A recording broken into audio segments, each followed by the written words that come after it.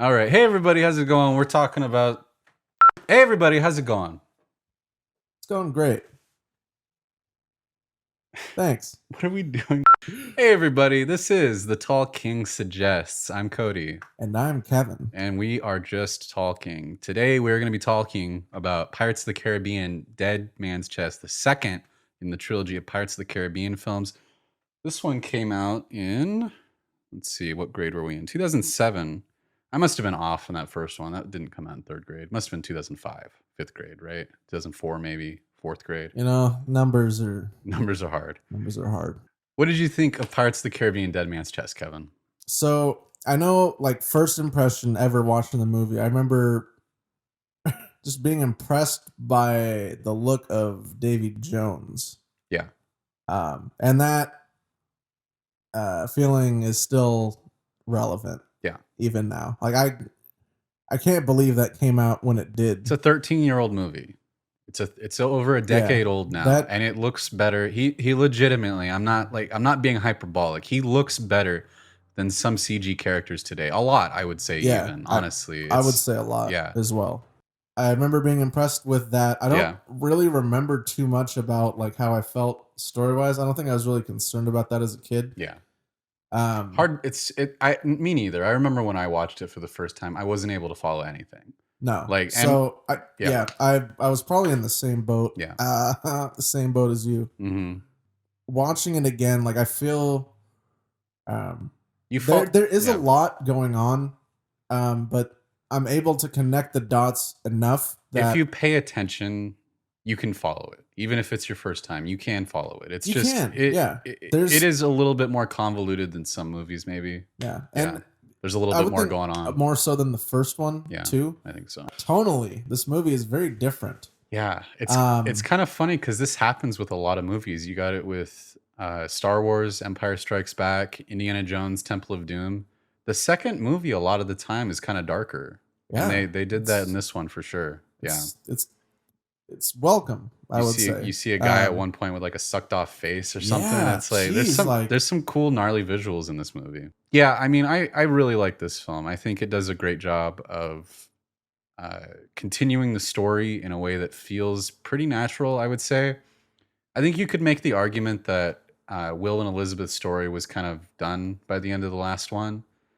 I think they do a really good job though of continuing in this one, and it's believable enough that it's like, okay, yeah, we were kind of done with our arc in the last one, but this is some interesting character stuff to explore, and it is story wise and lore wise, I think it's really interesting too. Right. Yeah. I don't know, like I feel there are certain movies where they inject this forced conflict, but I didn't feel it so much with. Yeah, especially Elizabeth and Will. Especially with a love triangle. That's hard to pull off and make it feel good. I think it works in this movie. I guess we're just deep diving now. Whatever. we're just diving in. I think it works in this movie because her whole thing is not that she loves Jack. Her whole thing, it's not just a simple love triangle. It's not just, oh, who do I choose? You know what I mean? Yeah. Like, because that'd be stupid, and I would hate it if that was the case. Right. It's not that. It's not that she loves Jack or even really has any interest in Jack. It's more just that she loves what Jack represents, and that's freedom.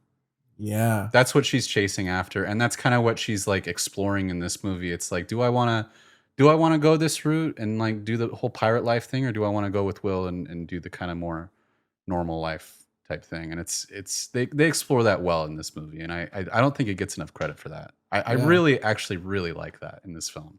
Yeah, that's a pretty good flip, because like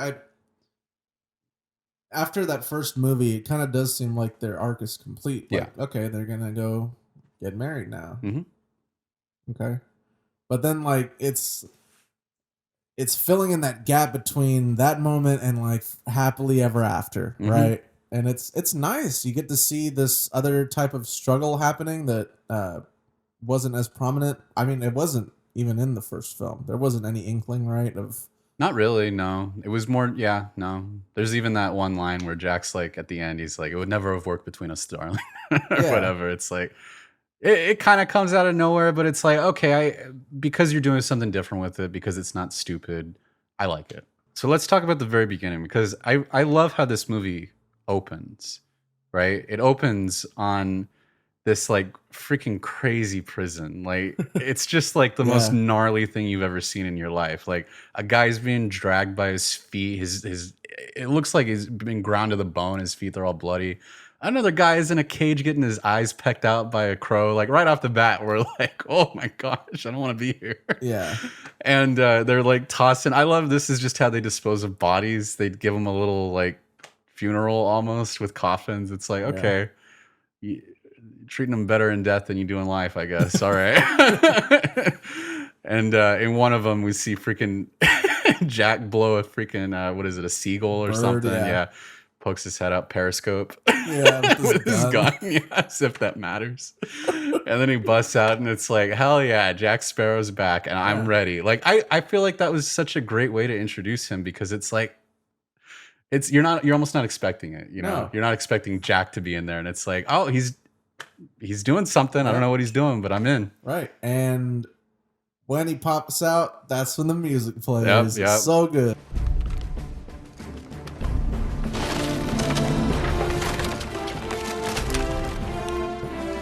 We find out he was in there trying to get not even a key, a drawing of a key, right? So that he can get to freaking Davy Jones because he knows in just a little bit his debt to him is about to need to be paid off, and it is very much not. So he's got to figure that out. And I love all that stuff, man. Oh, man, but you don't know any of that. You don't know any of it. The first what? It's 10 minutes of the film, 5 to 10 minutes. It's the same technique they use in the first movie, where it's these characters have a history that is before this film, and you believe it. You know, you immediately believe it, and it's because of the writing and it's because of the acting. Johnny Depp does such a good job playing this character, and then man, dude, whoever the guy is that plays Davy Jones, he's excellent. I love him because he's super threatening in this movie, man. Immediately, he is so threatening. Right. It's cool too because he's super threatening, but they're still able to give him a little bit of humor somehow, and it doesn't take away from him at all. No. You know, he does the little thing, and it's like it's funny, but I'm still terrified of this guy. You know, because like that sound effect is the same one that like starfish make right when they pop off their it's perfect. It's great. Oh man, dude, yeah, the whole like I'm gonna just give us up for whoever did the character design, man, the research for David Jones and his crew, like the aesthetic I think everything. I think the aesthetic for this whole movie, the last movie too, but this one especially, is so good, dude. Like the whole thing of them having just kind of like Will's dad is kind of the least transfigured of all of them, so that we can have an emotional connection with him. But you know, even him, he's got like a starfish going on his side and all this stuff. The costume, dude, the costumes are so good, right? And that's real. They had a real actor on set, like in this garb. It's not even like they CG'd it on him later, right? It was on him. It's all real. I think he has some. Maybe it's later on, but I think he has some CG on his face just for like some animation stuff. But yeah, it's like it's all real and it looks so good. And he doesn't stand out from the rest of the crew. That's what's great. He feels like he belongs. He feels like he belongs with all these CG creatures. CG. Yeah. Like it seems like they got a hold of like a marine biologist. They probably did. Honestly, they had to have, because like all these characters have stuff that are like in line design wise with creatures of the sea. Yeah. So let's go back a little bit. I lied at the beginning when I said that's how the movie opens. That's not how the movie opens. That's how we're introduced to Jack. Where the movie opens on what is supposed to be Will and Elizabeth's wedding, which again, just a great way to open the film. You're right. A great way to open the film because it's like it's extremely somber. Elizabeth's in her dress. Yeah. And that's when we're introduced to the new not villain of this film, the villain for the next one. And he is so he is fantastic because he is he's pretty much now in Norrington's position. He works for the East India, well, not really. He works for the East India Trading Company. But he's you know, he's introduced as ruining their wedding because they have death warrants against them. And like it's out, you know, Elizabeth's father, he's like, this is outrageous. You know, what are you doing here? And he's like, arrest warrant for William Turner, and he gives it to Governor Swan, and he looks at it, and he's like, "This is for Elizabeth Swan." And immediately, without missing a beat, he goes, "Oh, what's that? Oh, my mistake. Here you go. This is for Will." Yeah. So good. You understand this guy's a freaking asshole, but I love him already. Right. I hate him, but I Yes, love him. exactly. Yeah. You love who you're supposed to love and you hate who you're supposed to hate. But him, you love to hate him, I feel. Yeah. Like he's just got this demeanor. He's so cocky. I think that's what it is. In every single situation he's in this movie and most of the next one, he's in complete control. He is so cocky. He's in complete control. The map's being filled out. Pirates, you know, it's not your time anymore. The world is too civilized, too modern. That's what I represent. Pirates represent freedom. That's what I represent. That dichotomy is so good. Yeah. East India Trading Company. Yeah. Which real world, and they were freaking assholes in real life too. Oh. Yeah. Beckett, that's his name. I was trying to remember it earlier. Cutler Beckett.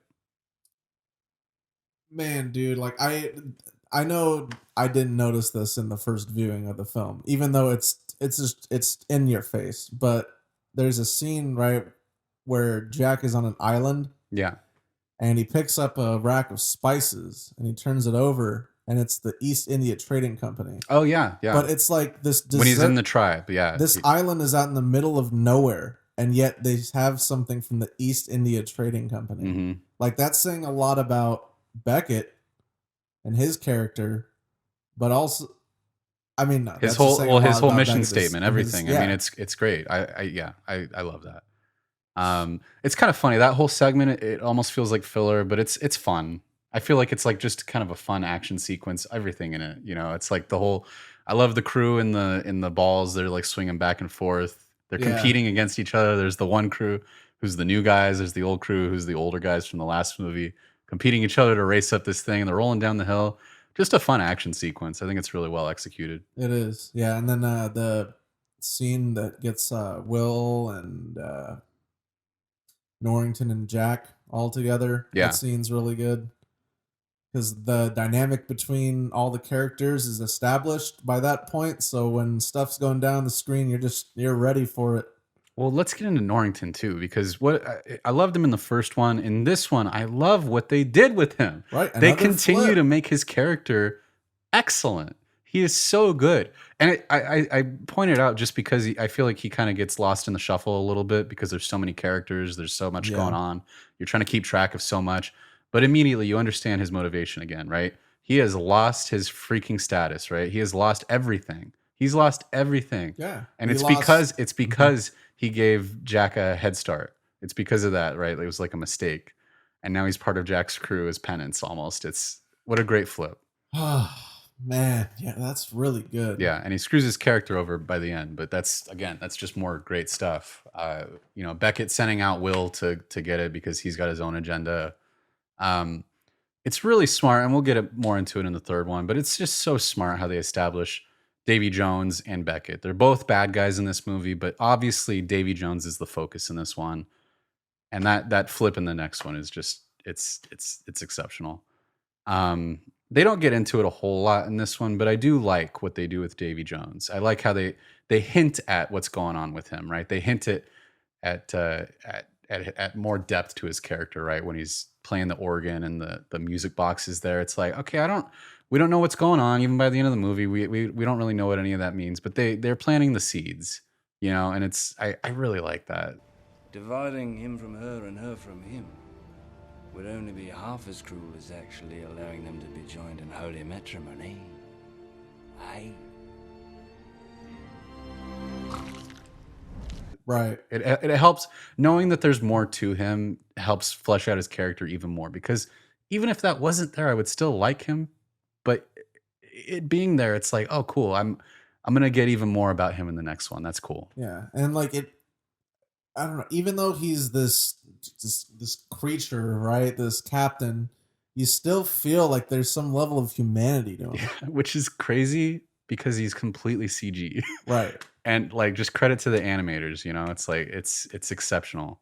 It is. They were going to, I was looking at the special features and whatnot, they painted the actor's eyes green when he was on set around his eyes because they were worried about being able to get the eyes right with CG. But they nailed it. They didn't even end up using that. They ended up going full CG, so it was more homogenous.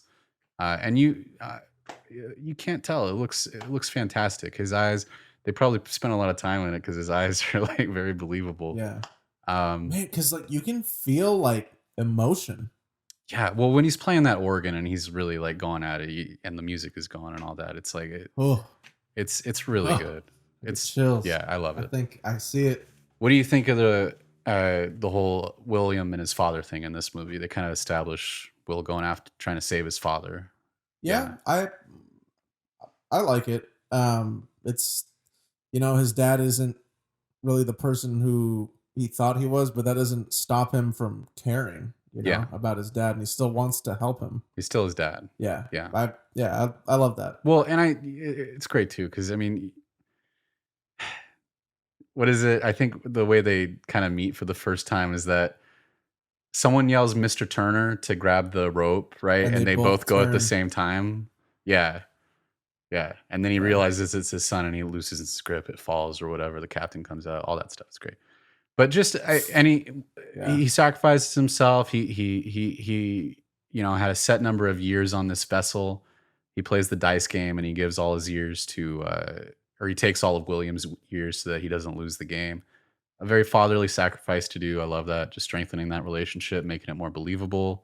I love the design of the Flying Dutchman when it goes under the water. Yeah. Is there a sequence is it in this one or the next one where it's almost like GoPro footage as it shows it submerging?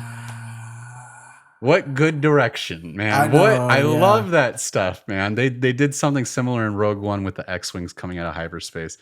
Man, yeah, I like the idea of the Kraken. Yeah. It's like Davy Jones' pet, right? But it's also coming after Jack. So Jack has this I guess personality throughout the film that's a little different than the first one, where he's a little more like a little more floozy, but he knows what he's doing, right? Yeah. But in this one, he's terrified. He's kind of tripping. Yeah, he's like, oh my gosh, I got this thing chasing after me, right? And his crew's asking him for where he needs to go. The black spot, right? Yeah, the black spot, and it was given to him by Will's dad. Yeah, in that whole sequence when Bootstrap and Jack first meet, they're like really boosting Bootstrap's voice to make it kind of sound more like otherworldly, or like almost like it's coming from all directions, because there's a few moments where he's kind of like I don't know, intercepts Jack or whatever in the conversation. It's really great though. It makes it really threatening, and the whole black spot thing just makes Davy Jones and the Kraken much more threatening.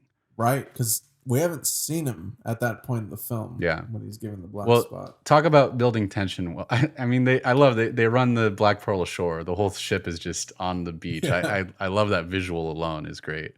And it's kind of funny how they introduce those two. We should look up their names, but the bald guy and the spindly pirate, how they reintroduce them. Yeah. They're just like kind of out in the middle of the ocean with a rowboat. Okay, whatever. The dude with the eyes reading the Bible upside down. Yeah, you get points for trying. Yeah. Kind of weird way to introduce them back in the movie, but whatever. I'm fine with them being back. I'm fine with their comedic relief. It's the other guys I had a problem with. Which they're not in this movie, are they? No, thankfully they skipped this one. They're in every other film, which is weird. They're in the first one, the third one, and the fifth one. But there's only a trilogy. Oh yeah, I miss. Man, we're jumping all over. We're jumping all over the place. It's hard with this one. It's hard with this one because it's a little more complicated. There's just a lot more going on. So it's like, Man. Yeah, where do we go? Because they're. Okay, so web that they're weaving throughout this film is quite immense. Yeah. Because everyone has their own motivations. So let's run through that. Yeah, Elizabeth or Will is trying to save Elizabeth. Elizabeth is trying to save Will. Right. Maybe, we don't know. Like, she's kind of wavering, right? Yeah. I love that moment when Jack hands her the compass, right, and she doesn't know what she wants. It's kind of going between Jack and and then Jack just like standing there, right? Just Norrington's trying to get his credibility back. Jack is trying to get rid of the spot and also get rid of his debt. Jack's trying to get rid of his debt. Yep, he's trying to do that. Even going so far as to freaking trade Will, which is like, man, geez, Jack. Beckett is trying to get the heart of Davy Jones so that he can control him. Jack's trying to do it so he can get rid of that. Norrington's trying to do it to get his take pride. over the sea, right? No, Norrington's trying to do it so he can get back his status. Oh, yes.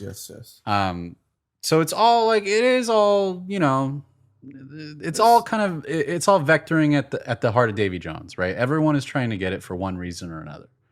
And when we get to that island, man, I love everything that happens on this island. I think it's so fun. When we get there immediately, right? Jack's been having trouble. He doesn't know what he wants the whole movie. Jack's been having trouble with his compass, but when he gets there, right, and it's finally there, he looks at it. It points to Elizabeth, and he's like, "It's right there. It's there," or whatever. And she's like, "What? It's under you. Move." Them fighting, and like she does the whole faint thing again. You know, it's great. But that whole sequence on the wheel, dude, it's so excellent. The choreography when they're on top of the church, even, and Jack is like does that flip. It's like, I really like that whole sequence. It's just fun. Yeah. But another great entry, I would say, the Pirates movies. Tia Dalma in the middle of the movie. Oh my god! I know we didn't even get there. I love Tia Dalma so much, though. I think that actress brings so much personality to her. You know, she's like so like witty Jack. You know, she's like very, I don't know. She's got a great aloofness to her or whatever. Eccentric. I love in that scene though, and it's again, it just rewatching it, right? It helps you. I love that you see Barbossa's boots off in the corner, and Jack the monkey goes straight to it when they get in the shack too. Right, yeah. Which is a great, that out, it's a great detail. That is, on first watch, I don't think you would really pick that up. Mm-hmm. It's just, oh, there the monkey goes. Like, it's just, you know. No, you don't think about it at all. You don't. You don't. But yeah, on rewatch, it's like, yeah, his boots are right there. They're like, right there. The monkey's going to Barbossa. Like, not to mention, immediately afterwards, Jack is playing with Barbossa's hat.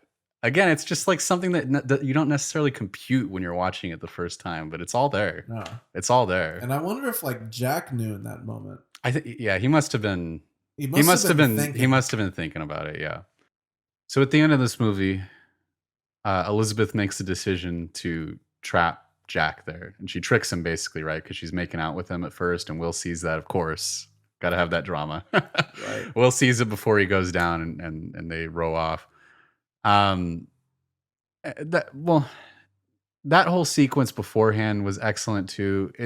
I feel like the CG for the tentacles doesn't look quite as good as the rest, but it's you know, it's still fine. Whatever, 2007. Right. It's still a really cool scene, and it's like it really does feel like a no-win situation. You know, it's like we've already seen this swallow up 2 ships, no problem. What can they do? And Elizabeth puts 2 and 2 together. She's like, okay. Either we all die or just Jack dies. So I'm going to trick him right here. I'm going to pretend to actually have chosen him. I'm going to lock him here. What a savage choice, man. Seriously, it's so good, isn't it? Like for Elizabeth to do that. Of all the characters to do a betrayal like that, I mean, it's I love that they went with that for her. It's a very strong character choice, you know, and but just to kill Jack Sparrow too. I love that. Because it ends the movie in such a sour note or a dour note, right? Like these characters, again, it's similar to Empire, where it just ends on the lowest point for all of these characters, right? No one got what they want. Will's father is trapped aboard the Flying Dutchman for all of eternity, right? Elizabeth just had to kill a man, so she's like freaking she's really shaken up from that. Jack's dead, so he's not happy about that. Will just got cheated on. Will just got cheated on, right? Everyone is sad. They're all just at Tia Dalma's kind of being moody, and it's Will's throwing a knife into a desk. You know, it's great.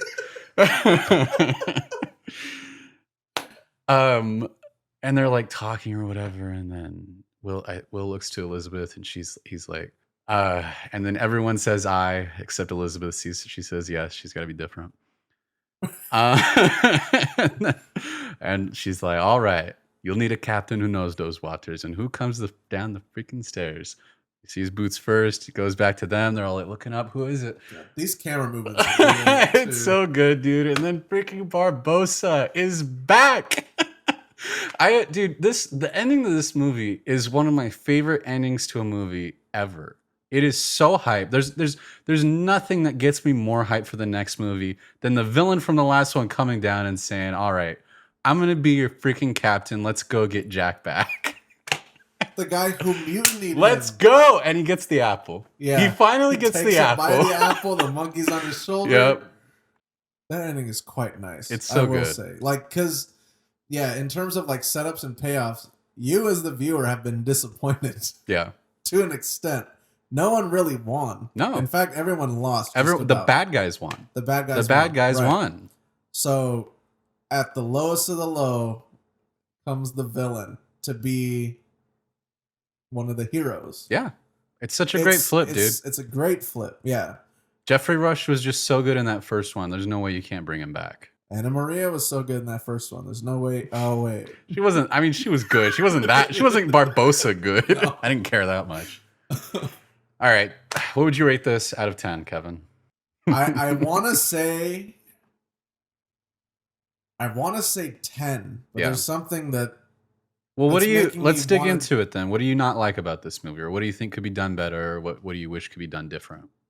I feel like the thing for a lot of people, right, is that it's just convoluted. It's difficult to follow and keep track of everyone's motivations, especially because there's a little bit of flipping going on. You know, Jack's betraying Will, that kind of stuff. It's a little bit difficult to follow everything. But in the movie, like watching it, I got it. Yeah, like it all still gels together. Right, I knew it was happening, and like maybe you listening to me right now are probably like, this. How can that be? How can that movie be a 10 out of 10? It's got like a 50-something on Rotten Tomatoes, so I mean, a lot of people don't like it. A lot of people don't like this movie. Yeah. But stuff I really do like about it, the tonal shift. I think it actually works incredibly well to its favor. Yeah, I do too. Because it's not sequelitis, right? You're not getting the same movie over. Not at all. No, not at all. And it's great because you're getting a new experience, but it's still in the same world. So that's something I continuing the liked. Story. Yeah, it's continuing the story. Yeah, world building. That's another aspect I really like about this movie. Like, this one opens up the world quite a bit. I feel. Yeah, it feels bigger. Yeah, I really like that. I like the introduction of Bootstrap Bill and this father-son dynamic. I think maybe the only thing I could knock it down for is that kind of love triangle that is out of nowhere. Mm-hmm. But even then, like, just because it wasn't set up in the last one, yeah, and I mean that's again. I think it works because of the route they take it. I think that's why it works. I know, and that's. I wish they would have set it up in the last one, but I still like it. Right, I agree, and that's I can't knock it down because I like it. Right. For me, this movie is a 10 out of 10. I love this movie so much. I like it more than the first one because it fleshes out the world more. Because even though I love Barbosa so much, I love Davy Jones as well. I think the introduction of him is great. Oh, man, yeah. And Davy Jones is a great villain. The introduction of Beckett is fantastic. And I do like what they do with Elizabeth. I do like what they do with Will. I don't feel like they're just kind of... Because I've heard that criticism that Will and Elizabeth are kind of just... being strung along for the ride, or like they feel like they shouldn't have been in this movie. But I think this movie would be worse off without them. I think you need that connection between Will and his father. I think that's meaningful. I think you you get a lot of heart from that angle. This movie is a 10 out of 10 for me. And I think the first one's a little tighter, maybe that's it, right? The second one, maybe it just the pacing isn't always like at max level. But But I don't dock at anything because for me it is a 10 out of 10. I still love this film so much. And I even though like I say the pacing's off, but for me I still love everything, and I don't think there's necessarily a scene I would cut or change. Because I didn't look up the bad things in this movie. I just know that it doesn't have great ratings. Yeah. But after that watch through that we did, I like really enjoyed it. And can I give it a 10? Do whatever you want. Do whatever feels right to you. Nah, okay, I'll go 9.5. Okay. All right. Fair enough. The pacing isn't as tight as the first one. That's probably it. God. Okay, no. Join us next time for Pirates of the Caribbean at World's End. 9.5. 10. That's what you're going to end on. Thank you for listening to Talking with Your Ers.